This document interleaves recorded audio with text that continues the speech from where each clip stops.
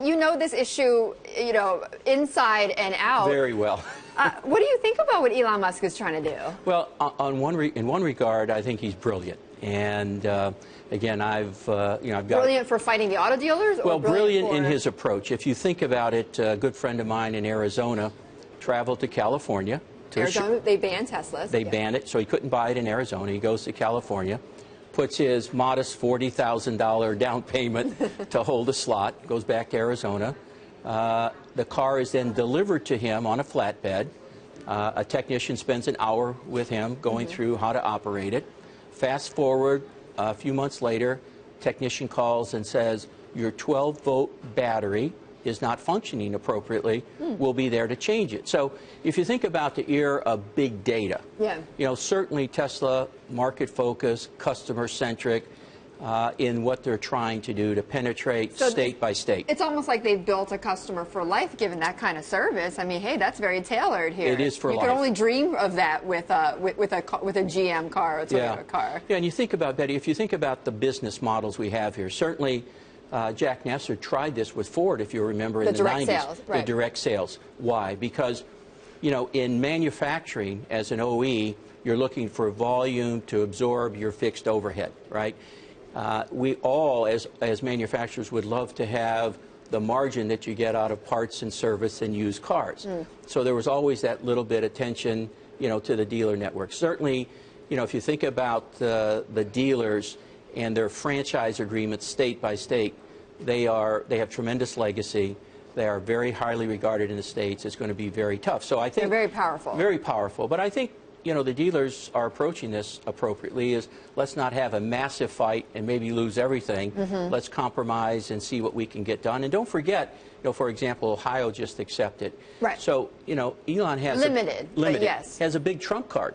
Right. I'm going to build a battery plant somewhere, and I'm going to do it in a friendly state.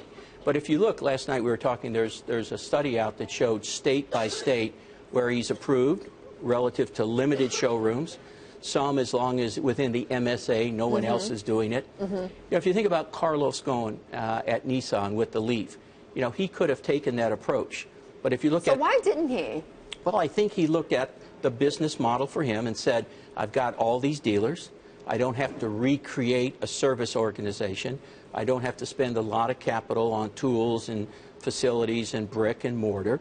And I will benefit my dealers because I'll draw more traffic into my dealership. So that was the business model he elected, as opposed to, what a startup. Bob, but this only works, though, for Elon Musk and Tesla because they only sell less than 30,000 cars. Yes. I mean, if you're trying to sell 300,000 cars, yes, you can't do that by yourself. The question will be, if he grows to 300,000 cars, can his margin cover the infrastructure that he's going to have to create to do the personal service that he's demonstrated? If he can, then he's got a very successful model. The key will be, does he have enough margin in the auto to be able to cover those forward costs? But do the automakers, I mean, when you're at Chrysler, did you want to sell directly to customers? I mean, is that something that actually automakers eventually would like? Well, I think they're just beholden to this dealership network? Yeah, I think, we all think about that. If you look at what Fiat did, I'm sure Sergio would like to have had a separate dealership or a separate way to go to market on the Cinquecento, the 500. What the compromise was the dealer had to spend X millions of dollars to create a studio within the current dealership. So there's always that thought about, we could take care of the customers better. The dealers, though, have done a remarkable job. I mean, I always try to have a great working relationship with those dealers. Yeah. They are in place. They've invested a lot of capital.